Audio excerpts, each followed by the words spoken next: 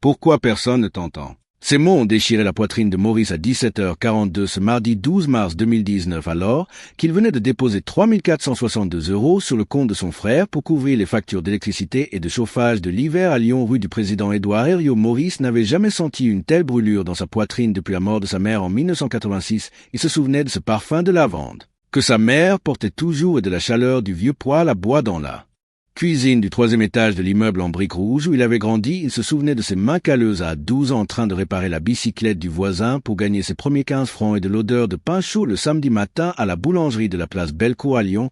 Il avait donné tout ce qu'il pouvait et pourtant ces mots semblaient vouloir l'écraser contre le mur de sa propre existence. Il s'assit sur le banc en bois verni du square Louis Pradel, regardant les pigeons picorer les miettes de pain tout en sentant la pluie fine humidifier son manteau en laine beige acheté en solde en janvier 2018. Il se souvint de ce jour précis en 1978 lorsqu'il avait économisé 32 500 francs pendant 3 années pour offrir à sa mère un voyage à Marseille et qu'elle avait pleuré en silence sans un mot de reconnaissance.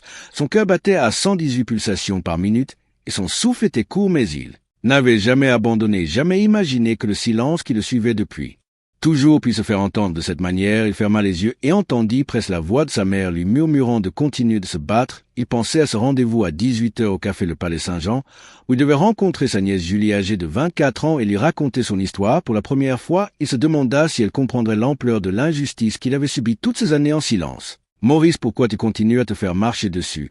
demanda une voix familière. C'était le vieux voisin Monsieur Bernard qui avait 78 ans et qui tous les jours vers 17h30 sortait sa chaise pliante rouge pour regarder la ville et qui avait été témoin de tant de petites humiliations que Maurice avait endurées depuis l'adolescence. Le vent soufflait du nord-est et apportait avec lui une odeur de croissant brûlé d'une boulangerie voisine. Maurice pensa à tous les investissements de sa vie, à chaque franc économisé pour payer des études, à chaque heure passée à aider ses collègues, à chaque sourire offert à ceux qui le méprisaient. Il se rappela ce contrat signé en septembre 2005 dans le 6e arrondissement de Paris où il avait investi 12 847,50 € pour lancer une petite librairie avec sa sœur et comment quelques années plus tard elle avait évincé sans scrupule en déclarant devant notaire et témoins « Je prends tout. Toi tu ne comptes plus ?» Il avait alors senti un froid glacial envahir son corps et un silence oppressant remplir ses oreilles comme si le monde entier avait décidé de l'ignorer. Il se releva lentement, regardant les vitrines des magasins le long de la rue de la République et vit son reflet dans le verre d'une bijouterie. Ses yeux cernés par des nuits blanches, ses mains tremblantes et la conviction que quelque chose devait changer. Enfin, il se dit en lui-même, « En 15 minutes, tout peut basculer. Je vais découvrir pourquoi le silence me suit partout et ce qu'il veut me dire. » Et il regarda droit devant lui le square silencieux et humide comme un témoin muet de sa détermination à ne plus jamais rester ignoré. Alors il tourna la tête vers la caméra imaginaire du spectateur et dit presque à voix basse « Et vous avez déjà ressenti ça, le poids du silence quand personne ne vous entend vraiment? Commentez ci-dessous, je veux savoir. » Les feuilles des platanes tombaient doucement, créant un tapis brun et humide sur lequel ses pieds crissaient à chaque pas. Il sentit le métal froid de sa montre bracelet cuir marron à 18h03, et c'est que c'était le moment de commencer ce voyage à travers son propre silence, un voyage où il allait enfin confronter tous ceux qui avaient profité de sa générosité et de sa patience, et où le vent du Rhône semblait murmurer à travers les branches « Maurice, le temps de l'injustice est fini ». Et à cet instant même, le spectateur comprenait qu'une histoire unique était sur le point de se dérouler devant lui, que chaque détail, chaque chiffre, chaque odeur, chaque bruit allait former une toile de tension et d'émotion où le silence parlerait plus fort que n'importe quelle voix humaine. Il inspira profondément le parfum de l'herbe mouillée et sentit ses poumons se remplir d'air frais pour la première fois depuis des années, et alors il marcha sans regarder en arrière. Prêt à découvrir le secret du silence, prêt à transformer sa douleur en puissance et en justice, et prêt à montrer à tous ceux qui l'avaient ignoré que chaque acte mépris aurait une conséquence immédiate, car le monde allait enfin entendre sa voix, même si le monde avait choisi jusqu'ici de ne pas écouter. Maurice se souvenait encore du matin du 3 juillet 1968, quand il avait 7 ans et qu'il avait couru pieds nus sur le pavé brûlant de la rue Sainte-Catherine à Lyon pour attraper le journal que son père avait oublié sur le rebord de la fenêtre. Il y avait l'odeur des croissants chauds de la boulangerie voisine et le son métallique du tramway dans la ville qui commençait tout juste à s'éveiller. Il se rappelait de ses mains couvertes de farine alors qu'il aidait sa mère à préparer le pain et les tartes aux pommes pour le marché du samedi matin à Saint-Jean. Il se souvenait encore de la première fois où il avait donné sa petite tirelire de 45 francs pour acheter un cadeau à son frère aîné et de la fierté dans ses yeux, mais aussi du regard dédaigneux du voisin, Monsieur Petit, qui disait à voix haute « Il croit tout donner, mais il n'a rien ». Maurice avait grandi dans ce sentiment paradoxal d'offrir et de ne jamais être vu. Se souvenait de sa scolarité au lycée du Parc à Lyon, du 4 septembre 1976 à 8h15, quand il avait présenté son projet de science sur l'énergie solaire et que le professeur avait répondu en fronçant les sourcils « C'est ambitieux, mais tu perds ton temps ». Ces mots l'avaient marqué profondément, mais ne l'avaient jamais arrêté. Il avait continué à travailler chaque jour, investissant son temps, son énergie Chaque franc économisé de ses 12 ans jusqu'à ses 18 ans, il avait donné 23 heures par semaine à l'Association des jeunes inventeurs de Lyon, ECHAC. Vendredi soir, il rentrait à la maison avec un carnet rempli d'idées, de plans et de projets que personne ne semblait remarquer. Il pensait à son adolescence dans le quartier de Croix-Rousse, à la fête de la musique en juin 1975, où il avait appris à jouer de l'accordéon avec le vieil enseignant M. Léon, qui lui avait offert ses premières partitions de jazz et de musette. Maurice avait passé 3 ans à perfectionner son jeu pour surprendre sa famille lors de Noël, et il se souvenait du regard ébahi de sa mère et de l'air faussement indifférent de son père qui murmura « pas mal pour un gamin ». Alors que Maurice savait que c'était un compliment rare et précieux, il se souvenait des étés passés à Saint-Tropez avec son cousin Philippe et des 14 kilomètres de marche sur la plage pour ramasser des coquillages et des pierres qu'il offrait ensuite à sa mère et à sa sœur, comme si chaque geste pouvait acheter un peu d'amour ou d'attention. Maurice avait travaillé à temps partiel dès l'âge de 15 ans pour économiser 1274 francs pour s'offrir sa première montre Seiko argentée, et il se souvenait du sentiment d'accomplissement mêlé à la peur que tout cela ne suffit jamais à être apprécié. Il se souvenait de la relation avec son frère Jacques, qui avait toujours pris les choses pour acquises, et de la manière dont Maurice avait payé 3462 francs en 1982 pour couvrir les frais de réparation de sa voiture. Alors que Jacques était parti en vacances à Nice, Maurice avait offert son temps, son argent et son énergie encore et encore sans jamais recevoir le même investissement en retour. Maurice se rappelait de la petite librairie qu'il avait ouverte en septembre 2005 rue de la République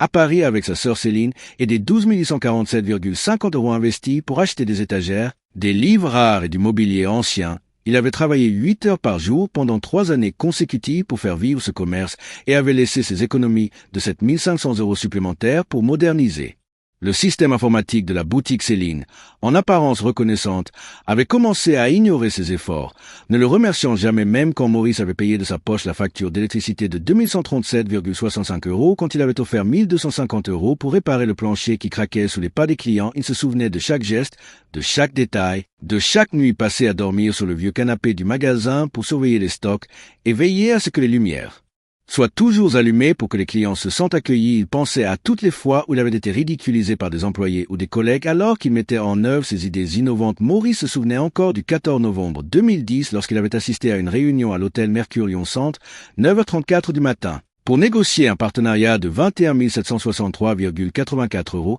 et comment son interlocuteur avait rejeté sa proposition sans raison apparente, le regard hautain, les bras croisés, le ton condescendant. Vous ne comprenez rien, avait laissé Maurice figé mais déterminé. Il se souvenait de ces moments avec ses amis et voisins qui, malgré leur affection pour lui, n'avaient jamais osé intervenir lorsqu'ils voyaient Maurice se sacrifier, être ignoré. Il pensait à Madame Lemoine, sa voisine, qui avait filmé la scène du dernier anniversaire familial en 2015 et comment la vidéo montrait Maurice, le sourire aux lèvres, offrant 3 gâteaux faits maison et 24 cartes d'anniversaire personnalisées pour chaque membre de la famille sans recevoir un seul merci ni un regard reconnaissant. Maurice se rendait compte qu'il avait investi toute sa vie dans des relations déséquilibrées, que ce soit dans sa famille, avec ses amis ou dans ses entreprises, mais qu'il avait accumulé en lui une richesse silencieuse de patience, de courage et de résilience, et il se dit en regardant par la fenêtre de son petit appartement rue du Président Édouard Herriot, espère jusqu'à ce que vous voyez ce qui se passe ensuite. Il savait que la véritable histoire de son sacrifice, de son silence et de son engagement allait commencer à se dévoiler et que chaque détail de sa vie passée allait servir de fondation à l'injustice qu'il s'apprêtait à confronter. Maurice se souvenait de ce matin humide du 22 mars 1984 à Lyon, quand il avait 23 ans et qu'il avait déposé précisément 2435,70 francs sur le compte bancaire de sa sœur Céline pour couvrir les frais de rénovation de la librairie qu'ils possédaient ensemble rue de la République. Il avait passé la nuit précédente à classer les factures et à calculer chaque dépense sur son vieux carnet à couverture rouge tachée d'encre bleue. Chaque chiffre représentait un effort, un sacrifice, et pourtant il savait que tout cela semblait invisible aux yeux de sa famille. Il se rappelait de la sensation du papier glacé sous ses doigts et du parfum légèrement amer du café qu'il avait bu à cette heure douce dans sa tasse ébréchée offerte par sa mère en 1974.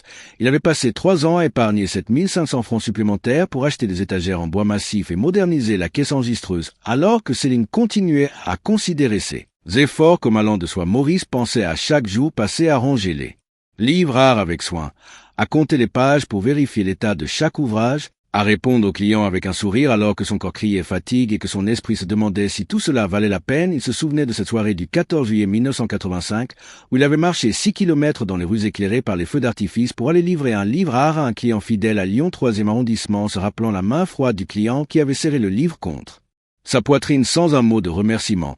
Vous êtes vraiment dévoué avait murmuré Maurice à voix basse pour lui-même. Il pensait aux 3462 € qu'il avait économisés en 1988 pour payer le voyage scolaire de sa nièce Julie à Marseille et comment il avait sacrifié ses vacances annuelles pour que cela se réalise. Il se rappelait des regards distraits de sa famille lorsqu'il annonçait ses contributions. Des murmures condescendants et des « merci mais ce n'était pas nécessaire » qui faisaient plus. Mal que n'importe quelle critique directe, il pensait aux heures passées à réparer les ordinateurs et systèmes informatiques de la librairie en 1992, en dépensant 1274,90 francs pour remplacer un disque dur alors que Céline continuait à négliger son implication et à le traiter comme un employé et non comme un associé. Maurice se souvenait encore de la réunion du 7 septembre 1995 à l'hôtel Mercure Lyon Centre à 10h27 exactement, où il avait proposé un partenariat de 21 763,84 € avec un distributeur de livres rares et comment le directeur avait répondu en croisant les bras. Vous ne comprenez rien à notre marché. Et Maurice avait senti ce mélange de frustration et de détermination qui lui avait brûlé l'estomac. Il se rappelait des discussions nocturnes avec Julie, sa nièce. Quand elle avait 12 ans, il lui demandait pourquoi elle travaillait autant et Maurice lui répondait « Parce que quelqu'un doit le faire même si personne ne le voit ». Il se souvenait des centaines d'heures passées à cataloguer chaque livre, chaque facture, chaque client, à nettoyer le plancher de bois ciré avec un chiffon humide, à vérifier la luminosité des lampes pour que l'ambiance soit chaleureuse pour les lecteurs et des dizaines de témoignages silencieux des voisins et passants qui avaient remarqué ses efforts mais n'avaient jamais osé intervenir pour lui donner reconnaissance. Il pensait à cette pluie fine du 12 octobre 1998 qui avait détrempé ses chaussures et son manteau en laine alors, qui livrait un colis de livres rares à un client à Villeurbanne et comment il avait senti la texture de l'eau sur sa peau, le froid glacial qui montait de ses chevilles et le parfum humide des marronniers le long de la route. Il se rappelait des petites humiliations répétées, comme lorsqu'un employé avait renversé un plateau de livres sur lui en 2001 et avait rigolé en disant « Oh pardon, c'est toi encore ?» ou quand sa sœur Céline avait annoncé devant notaire en 2005 « Je prends tout, toi tu ne comptes plus ». Et Maurice avait senti une douleur sourde dans la poitrine et une rage silencieuse grandir en lui, mais il avait continué à agir avec dignité, en payant 1250 € pour réparer le parquet de la librairie, en ajustant le système informatique pour que tout fonctionne parfaitement, et en s'assurant que chaque client reçoit son livre avec le sourire. Il pensait à la manière dont il avait secrètement économisé 5000 € supplémentaires pour assurer que la librairie survive au imprévu. En travaillant 14 heures par jour sans jamais se plaindre et comment ses efforts avaient été ignorés ou minimisés, il se souvenait des conversations avec ses amis à Lyon, de la voix grave de M. Bernard, le voisin de 78 ans, qui disait souvent « Maurice, tu donnes trop et le monde te piétine ». Et comment Maurice souriait en silence. Sentant que quelque chose de plus grand devait émerger de cette injustice, il pensait à sa nièce Julie qui avait filmé un jour son travail acharné. Avait dit « Tonton Maurice, personne ne le voit, mais moi je sais ». Et ce fut un rappel que même dans le silence, il y avait des témoins. Des preuves que sa vie n'était pas vaine. Il se souvenait du 3 août 2007 quand il avait payé 3462 € pour réparer le chauffage de la librairie rue de la République et comment ce geste avait été accueilli par un simple haussement d'épaule. Tu exagères comme toujours. Mais Maurice avait appris à transformer chaque humiliation en force silencieuse et chaque sacrifice en potentiel de revanche, et il se disait en regardant les vieilles étagères et les livres anciens. Bientôt tout le monde saura pourquoi le silence me suit partout. Et il inspira profondément le parfum du vieux bois et du papier, conscient que cette accumulation de sacrifices et d'injustices allait bientôt converger vers un moment où il ne serait plus ignoré, un moment où chaque chiffre, chaque geste, chaque humiliation passait prendrait sens et qu'il serait enfin vu par ceux qui l'avaient négligé, tout en murmurant à voix basse, attendaient de voir la suite. Maurice se souvenait encore de ce 15 septembre 2011 à 9h17 lorsque, pour la troisième fois en un mois, un livreur avait laissé tomber un carton rempli de livres rares sur le sol du magasin de la rue de la République. Il avait entendu le bruit sec du bois contre le carrelage et vu les pages blanches voler comme des feuilles mortes sous le vent d'automne. Il avait senti la vibration juste dans sa poitrine et le parfum de cuir des reliures anciennes mélangé à l'odeur âcre du carton humide l'avait. Presque suffoqué, il avait couru pour ramasser les volumes endommagés, ses mains légèrement tremblantes, en se souvenant des 1247 € que valaient ces éditions limitées et comment chaque pièce représentait 3 mois de travail acharné et d'économie secrète. Il se rappela que Céline était assise à son bureau, bras croisés, un sourire amusé sur le visage, regardant la scène sans dire un mot. « Encore toi à te débattre avec le chaos ?» avait-elle murmuré avec une pointe de condescendance. Maurice avait senti cette sensation de froid glacial lui traverser le dos et ses poings se serraient instinctivement, mais il ne répondit rien. Il ramassa les livres, les aligna avec soin et nota chaque perte sur son carnet rouge taché d'encre bleu marine à 9h22 exactement. Il se souvenait de l'après-midi du 28 septembre 2011 lorsqu'un client fidèle, M. Lefebvre, 67 ans, entra dans la boutique à 15h43 et remarqua le désordre. « Maurice, pourquoi tu fais toujours tout toi-même ?» demanda-t-il avec Un sourire compatissant et Maurice haussa les épaules, le regard fuyant vers les vitrines qui reflétaient ses cernes et sa fatigue accumulée depuis 3 semaines d'intense travail. Il pensa aux 3 462 € qu'il avait investis l'année précédente pour moderniser l'éclairage et comment Céline avait déclaré devant les clients. C'est exagéré. Il dépense toujours trop. En riant et en regardant Maurice comme s'il était invisible, il se souvenait du froid du carrelage sous ses pieds en hiver. De là. Sensation du papier ancien glissant entre ses doigts lorsqu'il vérifiait chaque livre et du bruit sec du stylo à billes qu'il utilisait pour annoter chaque facture de réparation. Il pensait à tous les voisins qui passaient par la rue, certains filmant discrètement la scène sur leur téléphone. Comme Madame Lemoine qui avait 82 ans et qui murmurait à son mari « Regarde comme il se donne et personne ne le remercie ». Mais personne n'intervenait jamais, personne ne le défendait et Maurice se sentait. Coincé entre indignation et résignation, il se rappela de cette réunion le 3 octobre 2011 à 10h05 au café Le Palais Saint-Jean où Céline avait, devant témoins, critiqué sa gestion des stocks et de la comptabilité. « Maurice, tu es trop lent. Tu ne comprends rien à la gestion moderne. » avait-elle dit avec un ton qui résonnait comme un couperet, et Maurice avait senti la colère monter dans sa poitrine et le silence l'envahir. Il se souvenait du parfum de café noir, du carrelage froid sous ses pieds et du bruit des cuillères contre les tasses et comment tout cela amplifiait la sensation d'injustice. Il se rappela des 12 lettres qu'il avait écrites entre 2009 et 2011 pour demander de l'aide, de conseils ou simplement de reconnaissance et comment chaque lettre était restée sans réponse. Accumulant frustration et sentiment d'invisibilité, il se souvenait de la pluie du 12 novembre 2011 qui tombait sur le toit en zinc et qui produisait un son métallique qui se mêlait au silence pesant de là. Boutique. Maurice avait regardé par la fenêtre et vu les passants lever les sourcils en passant, certains sortant leur téléphone pour filmer la scène de cette humilité imposée et silencieuse, et il se dit « Attendez de voir ce qui va suivre ». Il pensa au jour du 7 décembre 2011 à 16h42 où, après avoir payé 1250 € pour réparer le chauffage du magasin, Céline avait déclaré devant un témoin « Tu es toujours trop généreux, ça devient ridicule ». Maurice avait senti le rouge monter à ses joues. Son corps tendu et un mélange de fatigue et de colère bouillir en lui, mais il se força à sourire et à baisser les yeux pour ne pas créer de conflit ouvert. Il se souvenait des 14 heures passées la veille à réorganiser les étagères, du parfum du bois ciré, des détails des reliures qu'il caressait pour s'assurer qu'aucun livre ne soit abîmé et du bruit régulier de la rue qui passait devant la vitrine comme si le monde entier assistait à son humiliation silencieuse. Il pensa à M. Bernard qui, depuis son banc rouge du square Louis Pradel, avait vu Maurice trébucher avec les cartons et murmurer « Il ne mérite pas ce traitement ».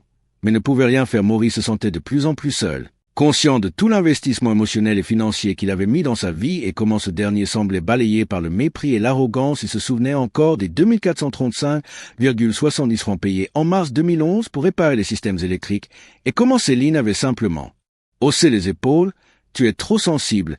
Il sentait la tension monter comme une corde prête à se rompre. Le froid dans ses doigts et le parfum du papier humide et du cuir mélangé à l'odeur de plis pénétrant par les fenêtres entr'ouvertes de la librairie, et il se dit que cette série d'humiliations était loin d'être terminée et que chaque témoin, chaque passant, chaque petit détail serait gravé dans sa mémoire comme preuve que le silence qui le suivait partout n'était plus seulement son compagnon mais un juge invisible qui préparait la scène pour un renversement imminent. Il inspira profondément le parfum des livres anciens et murmura à voix basse « Espérez jusqu'à la suite ». Et dans le fond de son esprit, Maurice savait que cette escalade d'humiliation n'était que le prélude à quelque chose de beaucoup plus grand. Maurice se souvenait encore du 21 janvier 2012 à 10h14 quand Céline avait invité un client important, M. Duval, 56 ans, pour examiner la librairie et comment elle avait, devant lui et plusieurs témoins, ridiculisé chaque décision que Maurice avait prise depuis 3 ans. Il se souvenait du bruit sec de ses chaussures sur le parquet ciré, du parfum légèrement poussiéreux des vieux livres et de l'odeur de café brûlé qui flottait dans l'air tandis que Céline disait « Maurice, tu es complètement dépassé. Ça n'a aucun sens. » En croisant les bras et en souriant d'un air de triomphe, il avait senti son visage empourpré. Son souffle se coupait par moments et ses mains devenaient moites malgré le froid hivernal du 4e étage de la boutique.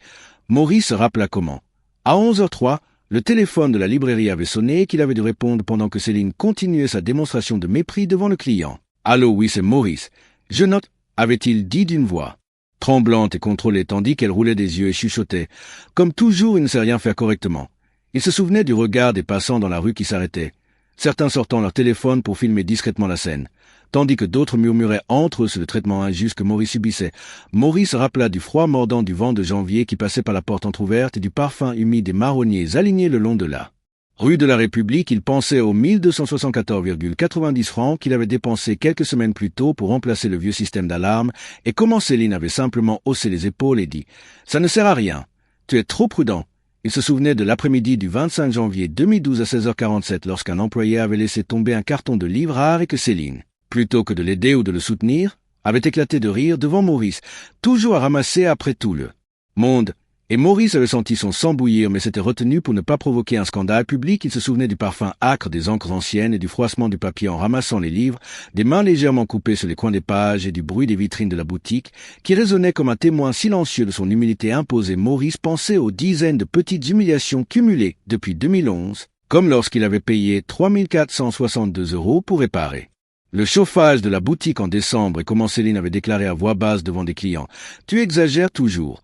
Il se souvenait du 30 janvier 2012, à 9h32, lorsque M. Bernard, son voisin de 78 ans, avait croisé son regard depuis le banc rouge du square Louis Pradel et avait murmuré « Maurice, tu tiens bon mais ce n'est pas juste ». Et Maurice avait senti un mélange de gratitude et de frustration. Il se rappelait des 14 heures passées la veille à cataloguer des centaines de livres, du parfum du bois ciré et du cuir, des rayons alignés avec précision et comment Céline avait balayé tout cela d'un geste de la main en riant. Ce n'est jamais assez. Il pensait aux témoins silencieux dans la rue, aux voisins comme Madame Lemoine qui filmait tout discrètement depuis sa fenêtre et à Monsieur Lefebvre qui hochait la tête en signe de soutien mais ne pouvait rien dire à voix haute. Il se souvenait de ce moment précis du 2 février 2012 à 17h18 lorsqu'un client avait demandé à parler directement à lui pour louer son dévouement et qu'il avait senti un mélange de chaleur et de gêne alors que Céline s'éloignait pour parler à un autre client en souriant. Toujours le héros silencieux. Maurice pensait à la pluie fine de l'hiver lyonnais qui tombait sur la rue, à l'odeur de pierre mouillée, au froissement des feuilles mortes et au parfum subtil du papier ancien, et il se disait que ces humiliations cumulées allaient finir par atteindre un point de rupture. Il se souvenait de la réunion du 7 février 2012 à 16h03 avec le comptable de la boutique, où il avait montré les dépenses exactes et les investissements réalisés, chiffres précis à l'appui, et comment Céline avait encore une fois minimisé ses efforts. Tu te fatigues pour rien, Maurice. Et Maurice avait senti une rage silencieuse s'accumuler dans sa poitrine comme un volcan prêt à entrer en éruption. Il se rappelait des détails de chaque humiliation. Le ton, le geste, le regard des témoins, le froissement des vêtements, le parfum du café, le froid du carrelage et le bruit sec des pages et des cartons qui tombaient. Il pensait à tous les sacrifices réalisés depuis 2005, à chaque euro investi, chaque heure passée à travailler, chaque geste de générosité ignoré et comment tout semblait s'évaporer dans l'indifférence de sa sœur et du monde. Il se souvenait de la scène du 14 février 2012 à 15h45 lorsqu'un livreur avait heurté le présentoir de la vitrine et Céline avait éclaté de rire devant le spectacle. Encore toi, et Maurice avait senti l'humiliation le submerger, mais une graine de décision avait germé dans son esprit. Il pensait aux 3 462 € dépensés pour réparer des systèmes défectueux et aux 1 250 € pour le chauffage, aux centaines d'heures passées à organiser, réparer, nettoyer et sécuriser la boutique. Et il se disait que chaque injustice accumulée depuis des années allait bientôt former la base d'une revanche silencieuse et qu'il était temps que le monde entier voie la valeur de ce qu'il avait donné, du silence qu'il avait enduré et de la force qui commençait à se révéler à l'intérieur de lui. Maurice se souvenait encore du 12 mars 2012 à 16h57, ce moment exact où l'humiliation avait atteint son paroxysme dans la boutique rue de la République à Lyon. Il avait travaillé 14 heures cette journée-là, classant méticuleusement plus de 432 livres anciens, en vérifiant chaque page, chaque reliure, chaque couverture, s'assurant que l'odeur de papier et de cuir soit parfaite et que le parquet ciré soit impeccable. Mais Céline, avec un sourire cruel et les bras croisés, avait décidé de faire entrer un groupe de clients influents pour le ridiculiser. « Maurice, tu crois vraiment que tu peux tout gérer tout seul ?» avait-elle dit avec mépris, tandis que le visage de Maurice empourprait et que ses mains légèrement tremblaient. Il se souvenait du bruit sec des chaussures des clients sur le carrelage, du parfum du café noir dans la pièce et du souffle court de Maurice alors qu'il essayait de garder son calme. Il pensa aux 2435,70 € dépensés en janvier pour réparer le système électrique et à toutes les heures qu'il avait investies pour cataloguer les livres et assurer le bon fonctionnement de la boutique. Il se souvenait de la voix sarcastique de Céline qui répétait « Vraiment, Maurice, tu ne comprends rien au business » devant M. Duval et ses associés. Et comment Maurice avait senti un frisson de honte traverser son corps, mais aussi une rage silencieuse se former comme un feu prêt à s'embraser. Il se souvenait de Madame Lemoine, 83 ans, filmant discrètement là, scène depuis sa fenêtre, et de M. Bernard sur son banc rouge au square Louis Pradel, hochant la tête avec un mélange de tristesse et de compassion.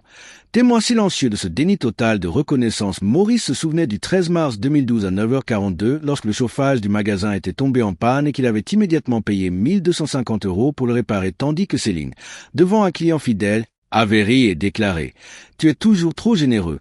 C'est ridicule. » Il se rappelait de chaque détail sensoriel. Le parfum humide du bois ciré, l'odeur âcre des reliures anciennes, le froissement du papier en ramassant des documents tombés, le bruit métallique des rayonnages et le vent froid qui passait par la porte entr'ouverte, il se souvenait de la réunion du 14 mars 2012 à 16h03 avec les fournisseurs, où Maurice avait présenté des chiffres précis pour justifier chaque investissement et chaque dépense. Et comment Céline avait répondu devant tous avec un ricanement tuteux. Fatigue pour rien. Il se souvenait des murmures des clients dans la boutique, des regards échangés, de l'incompréhension et de la consternation devant cette mise en scène de domination. Il pensait aux centaines de sacrifices réalisés depuis 2005, aux milliers d'euros investis, aux heures de sommeil perdues, aux jours fériés sacrifiés pour que la librairie survive et comment tout semblait balayé par un sourire sarcastique et un geste de la main. Il se souvenait du 15 mars 2012 à 17h18 lorsqu'un livreur avait accidentellement fait tomber un carton de livres rares et comment Céline, plutôt que de l'aider, avait éclaté de rire devant Maurice en disant « Encore toi !»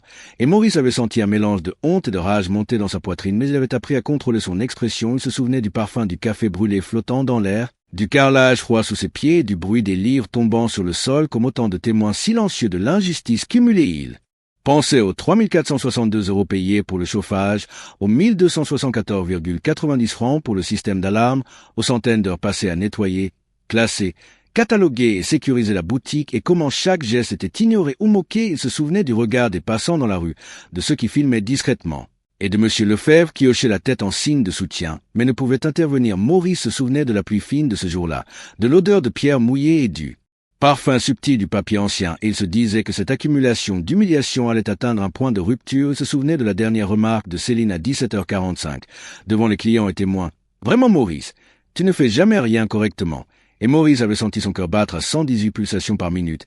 Ses mains moites et son souffle court, mais à ce moment précis, une pensée nouvelle traversa son esprit. Il ne resterait plus silencieux, il se souvenait de chaque chiffre, chaque geste, chaque humiliation comme preuve de son endurance et de sa force silencieuse, et il se dit en regardant les vitrines refléter son visage fatigué mais déterminé.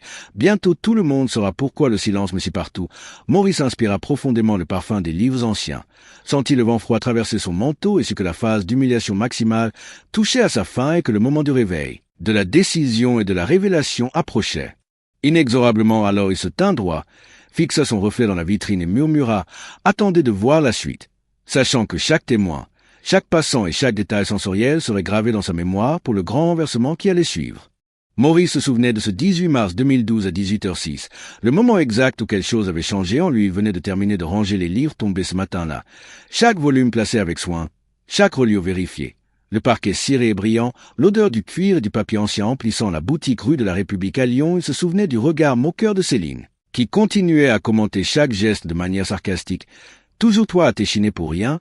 Et Maurice avait senti cette fois-ci quelque chose se briser, mais pas dans le sens de la douleur. Il sentit une clarté nouvelle, un calme tranchant comme une lame froide traverser sa poitrine. Il prit conscience de la valeur réelle de chaque sacrifice, de chaque euro dépensé, de chaque heure consacrée à la boutique et à sa famille. Il se souvenait des témoins silencieux, comme Madame Lemoine, 83 ans, qui regardait depuis sa fenêtre et filmait discrètement, et Monsieur Bernard sur son banc rouge du square. Louis Pradel qui hochait la tête avec compassion et inquiétude. Maurice sentit une énergie qu'il n'avait jamais ressentie auparavant, une certitude intérieure qui ne serait plus jamais ignorée. Il se souvenait de la pluie fine qui tombait dehors, du parfum de pierre mouillée se mêlant à celui des livres anciens. Et comment cette atmosphère semblait amplifier sa clarté intérieure. Il se souvenait de ce moment précis à 18h18, lorsqu'il s'arrêta devant le comptoir et croisa son propre regard dans le reflet de la vitrine. Il remarqua la fatigue dans ses yeux, mais aussi une force nouvelle, un calme stratégique et une détermination silencieuse. Il se souvenait de ses mains légèrement tremblantes, mais désormais détendues, des livres rangés avec perfection et de l'air plus lourd de la boutique qui semblait respirer avec lui. Il se rappela des 3 462 € investis dans le chauffage, des 1 274,90 francs pour le système d'alarme, des centaines d'heures passées à cataloguer, nettoyer, réparer, organiser, et comment tout cela constituait désormais une force invisible, un pouvoir silencieux qu'il pouvait activer au moment voulu. Se souvenait du 19 mars 2012 à 9h03 lorsqu'il avait pris la décision de ne plus subir passivement, de transformer chaque humiliation en un levier pour inverser la situation, et comment ce simple choix avait changé sa posture, son regard, sa respiration. Il se souvenait de l'instant exact où il sentit un calme olympien, un contrôle total de ses émotions malgré les provocations et les regards moqueurs de Céline et des clients présents. Il se rappela du parfum âcre du café brûlé et du bruit sec des pages lorsqu'il nota sur son carnet rouge, plus jamais invisible et comment ce geste simple mais symbolique semblait renforcer son pouvoir intérieur. Il se souvenait de la lumière du soleil qui traversait la vitrine à 9h27, illuminant les livres anciens et ses yeux désormais déterminés et clairs, et comment ce moment de clarté fit écho dans chaque coin d'eux. La boutique Maurice se souvenait de la sensation du parquet sous ses pieds, du froissement des pages entre ses doigts et du regard surpris de quelques clients qui percevaient un changement subtil mais indéniable dans son attitude. Il se souvenait du 20 mars 2012 à 10h15 lorsqu'il croisa M. Duval et ses associés dans la rue et sentit leur surprise devant sa posture assurée et son regard déterminé, et comment un sourire en coin naquit sur ses lèvres pour la première fois depuis des années. Il se souvenait de la sensation du vent froid sur son visage, de l'odeur des marronniers mouillés dans la rue et du parfum subtil des livres anciens, et comment tout cela semblait amplifier sa concentration et sa résolution. Il se souvenait des murmures des passants et voisins. Certains filmaient encore, certains hochaient la tête, et Maurice se rendit compte que chaque témoin silencieux, chaque détail sensoriel accumulé depuis des années, serait désormais un allié invisible dans la suite de son plan. Il se souvenait du 20 mars 2012 à 11h42, lorsqu'il prit un moment pour respirer profondément, sentir ses mains légèrement moites mais fermes, et murmurer à voix basse « Le silence ne me suivra plus sans raison ». Il se souvenait des chiffres précis, des 1250 € pour le chauffage, des centaines d'heures investies, des sacrifices personnels et familiaux, et comment cette accumulation formait désormais une armature solide, une base pour la revanche silencieuse. Il se souvenait de chaque humiliation passée, chaque sarcasme, chaque geste méprisant, et comment Maurice avait transformé ses souvenirs en carburant pour la stratégie qu'il commençait à élaborer. Il se souvenait du parfum du cuir et du papier, du son sec des pages, du vent froid qui pénétrait par la porte entr'ouverte, et ce que le moment de sa transformation intérieure était arrivé. Maurice se souvint alors de sa dernière phrase murmurée à voix basse ce jour-là. Attendez de voir ce qui se passe ensuite. Et pour la première fois depuis des années, il ressentit que la justice, silencieuse mais inévitable, commençait à s'annoncer, que chaque témoin, chaque détail, chaque sacrifice servirait à révéler la véritable force qu'il avait cachée dans le silence. Maurice se souvenait du 21 mars 2012 à 9h05, le jour exact où il avait pris la décision consciente de ne plus subir, de transformer toutes les humiliations passées en une force silencieuse et stratégique. Il venait de finir de réorganiser les étagères dans la boutique rue de la République à Lyon. Chaque livre parfaitement aligné, chaque facture notée, chaque espace méticuleusement nettoyé et le parquet ciré reflétant les lumières du matin. Il se souvenait du regard surpris de Céline lorsqu'elle entra à 9h12 et vit Maurice debout derrière le comptoir, le dos droit, les yeux clairs et calmes. « Maurice, qu'est-ce que tu fais ?» demanda-t-elle avec un mélange de curiosité et d'anticipation, mais Maurice ne répondit pas, il ne sourit pas.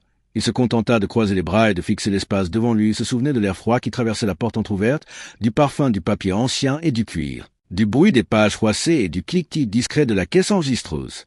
Et comment tout semblait amplifier la concentration et la détermination qui émanaient de lui. Il pensa aux 3 462 € investis dans le chauffage, aux 1274,90 francs pour le système d'alarme, aux centaines d'heures passées à cataloguer, nettoyer, organiser et sécuriser la librairie, et comment tout cela constituait désormais une armure invisible, un pouvoir silencieux prêt à être activé. Il se souvenait du 21 mars 2012 à 9h33 lorsqu'il nota dans son carnet rouge « Plus jamais je ne resterai invisible », et comment ce simple geste symbolique semblait transformer son énergie intérieure en un outil stratégique. Il se souvenait de Madame Lemoine, 83 ans, filmant discrètement depuis sa fenêtre, et de M. Bernard sur son banc rouge du square Louis Pradel, hochant la tête en signe de soutien, et comment ce témoin silencieux lui donnait une force supplémentaire. Il se souvenait du parfum âcre du café brûlé et du froissement du papier entre ses doigts, du vent froid de mars pénétrant dans la boutique, et comment tout cela renforçait sa concentration et sa posture. Il se souvenait du 21 mars 2012 à 10h07 lorsqu'il regarda chaque étagère,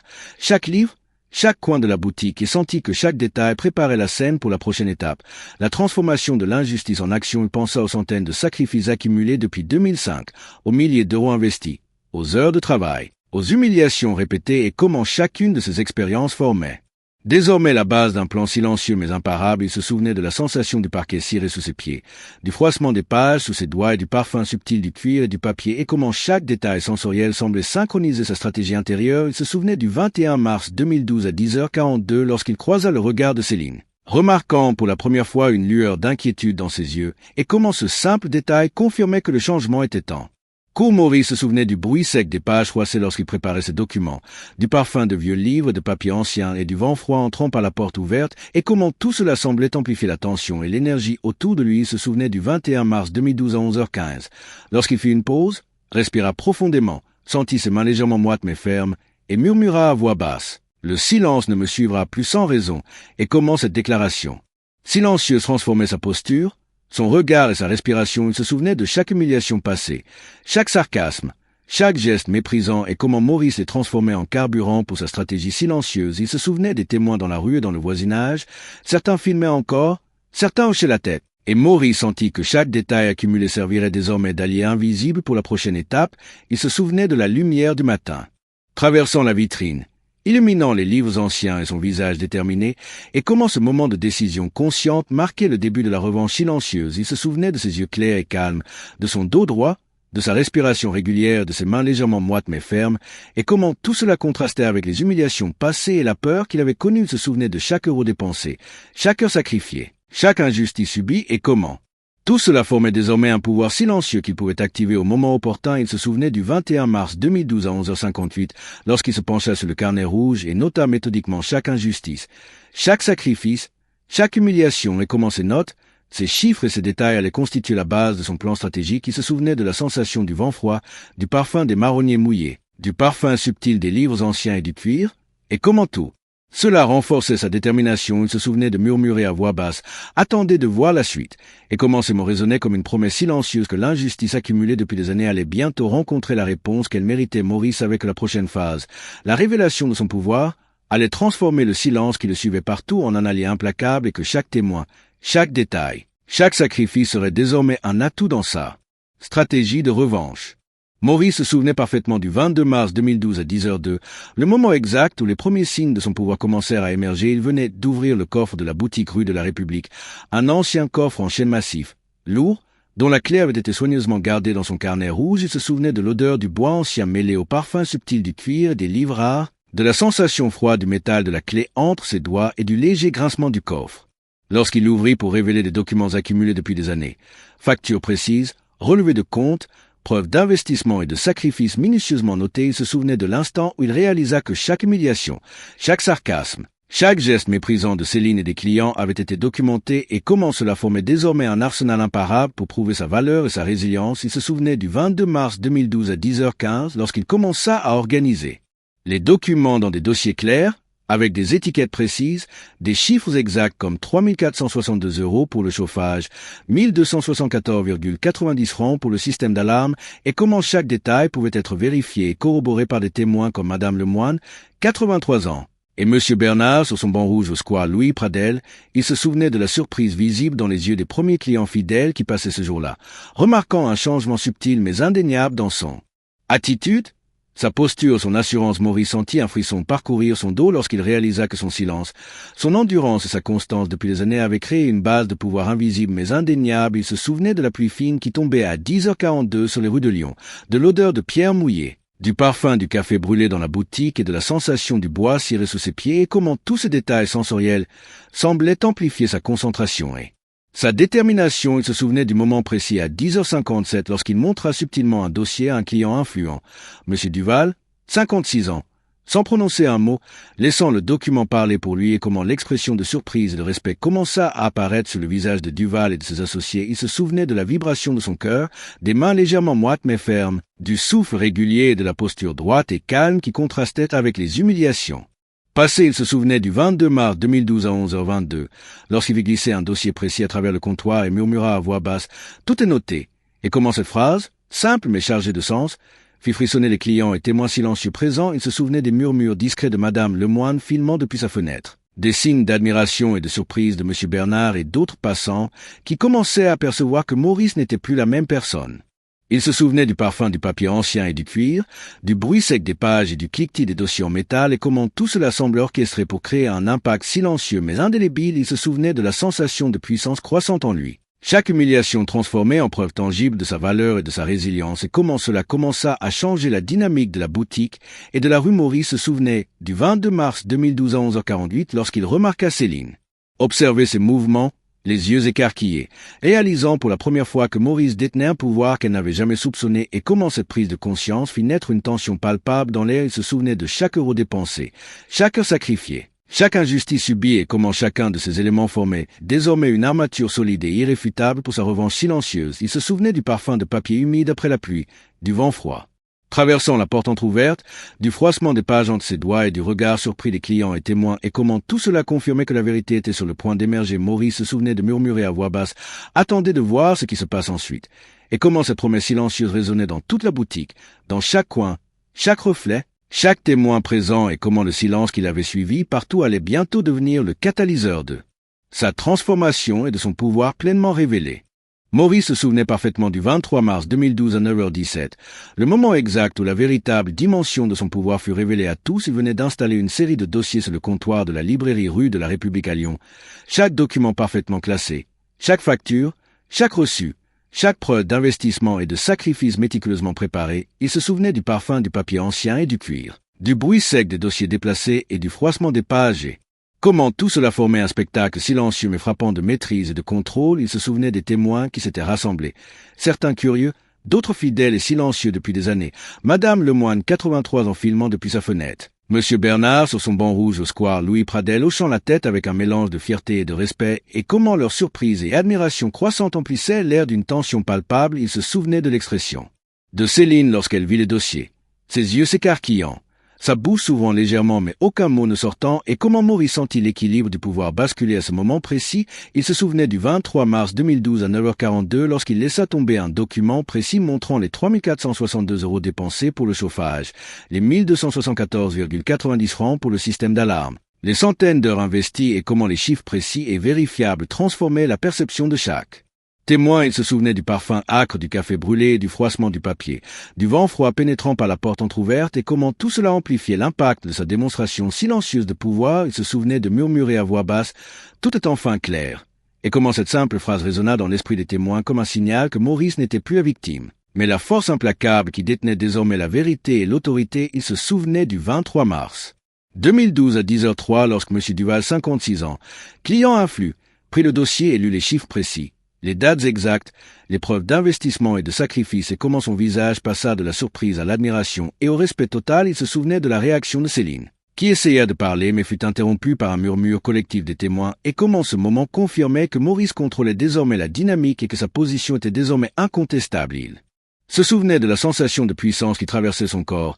Chaque humiliation passait transformée en une preuve tangible de sa valeur, de sa résilience et de son intelligence stratégique. Il se souvenait du parfum du bois ciré, du cuir, des livres anciens, et comment chaque détail sensoriel semblait orchestrer la révélation. Chaque son, chaque odeur, chaque froissement de page ajoutant de la gravité à la scène. Il se souvenait du 23 mars 2012 à 10h27, lorsque les témoins commencèrent à murmurer entre eux, certains filmant, certains hochant la tête, et comment Maurice ressentit une énergie nouvelle circuler parmi eux. Comme une validation silencieuse de sa transformation, il se souvenait du choc visible sur le visage de Céline, de ses yeux écarquillés, de sa mâchoire serrée, et comment Maurice, que la dynamique venait de basculer complètement. Il se souvenait de noter dans son carnet rouge les réactions des témoins, la surprise, le respect, l'admiration, et comment ces notes allaient servir de preuve supplémentaire de la puissance qu'il détenait désormais. Il se souvenait du 23 mars 2012 à 10h53, lorsque les clients et voisins commencèrent à applaudir silencieusement, reconnaissant enfin la valeur, le courage et la résilience de Maurice, et comment ce soutien massif changea définitivement l'atmosphère de la boutique.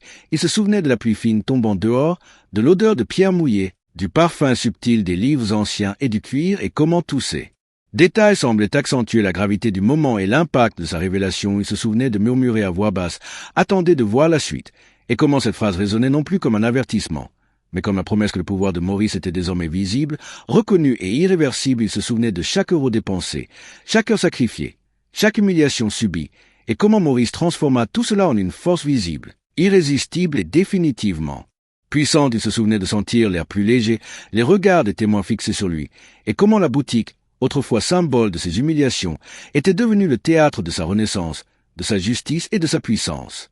Maurice se souvenait du 24 mars 2012 à 9h11, le moment exact où la justice commença à se manifester en temps réel. Il venait d'envoyer des copies des dossiers à chaque personne impliquée dans la boutique rue de la République à Lyon, y compris les fournisseurs, les clients influents et les autorités locales. Il se souvenait du parfum du papier, du froissement des dossiers et du cliquetis des enveloppes en carton, tandis que le facteur déposait chaque paquet, et comment chaque geste semblait orchestré pour restaurer la vérité et la reconnaissance de ses efforts. Il se souvenait des réactions immédiates.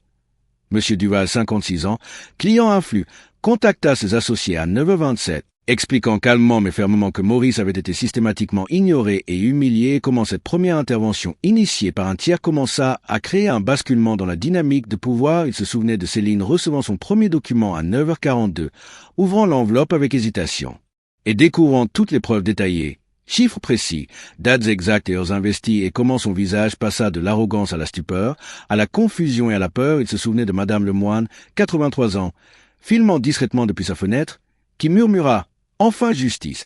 et comment ce murmure fut repris par d'autres témoins présents dans la rue. Renforçant l'atmosphère de soutien collectif à Maurice, il se souvenait du 24 mars 2012 à 10h03 lorsqu'un client fidèle appela la mairie pour signaler l'injustice, citant les montants précis investis par Maurice et comment cette action déclencha une première vague d'intervention officielle et de reconnaissance de ses droits. Il se souvenait du parfum du café brûlé dans la boutique, du froissement du papier et du cliquetis des dossiers et comment ces détails sensoriels accompagnaient chaque étape de la restitution de justice. Il se souvenait de murmurer à voix basse « Tout commence à changer » et comment ces mots résonnaient. Parmi les témoins et passants qui commençaient à comprendre l'ampleur de la tromperie et des humiliations subies par Maurice, il se souvenait du 24 mars 2012 à 10h27 lorsque Céline fut convoquée par un fournisseur influent, M. Lefebvre, qui après avoir examiné les preuves, exigea des excuses publiques et comment cette première humiliation officielle pour l'antagoniste déclencha des regards surpris parmi les témoins. Il se souvenait du bruit sec des pages froissées, du parfum subtil du papier et du cuir, de la pluie fine tombant sur la rue et comment tous ces détails accentuaient l'effet dramatique de la restitution de justice. Il se souvenait du 24 mars 2012 à 10h42 lorsqu'un client en colère confronta Céline dans la boutique, citant les chiffres exacts et les documents présentés, et comment Maurice, calme et droit, observa la scène sans intervenir, laissant la justice se faire par elle-même.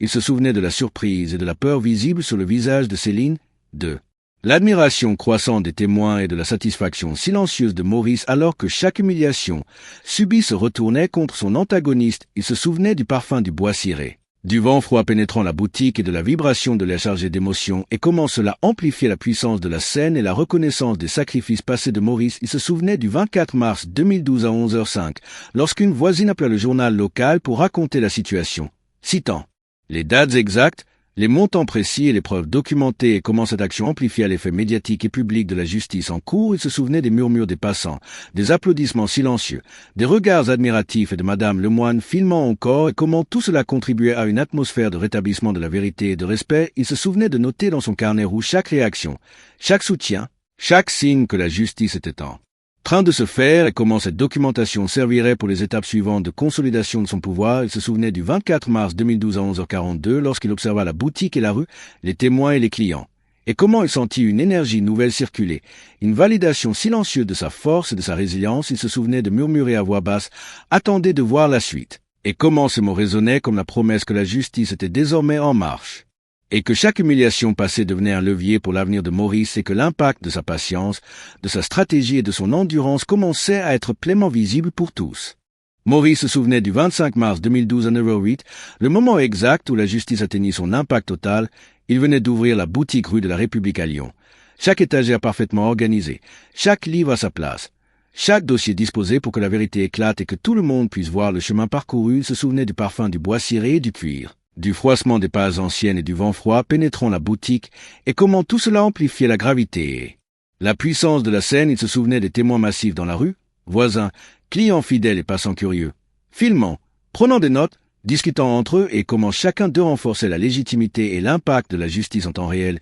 Il se souvenait du 25 mars 2012 à 9h27 lorsque Céline fut confrontée à la totalité des preuves, chaque document, chaque chiffre, chaque heure investie par Maurice et comment son visage passa de l'arrogance à la peur totale et au désarroi. Il se souvenait des murmures admiratifs des témoins et de Madame Lemoine, 83 ans, filmant encore, hochant la tête et comment cela créait un effet d'onde dans tout le quartier, transformant l'injustice passée en une leçon de vérité et de respect. Il se souvenait de M. Bernard sur son banc rouge au square Louis Pradel, levant les yeux vers la boutique et disant à voix basse « Enfin, il l'a mérité ». Et comment cette validation silencieuse renforçait la satisfaction de Maurice. Il se souvenait du 25 mars 2012 à 9h42 lorsqu'un client influx, M. Duval, 56 ans, prit la parole dans la rue, expliquant à tous la situation avec les montants précis, 3 462 € pour le chauffage, 1 274,90 francs pour le système d'alarme, centaines d'heures de travail et sacrifices et comment cette intervention officielle amplifiait l'effet de justice et de reconnaissance. Pour Maurice, il se souvenait de l'expression de Céline,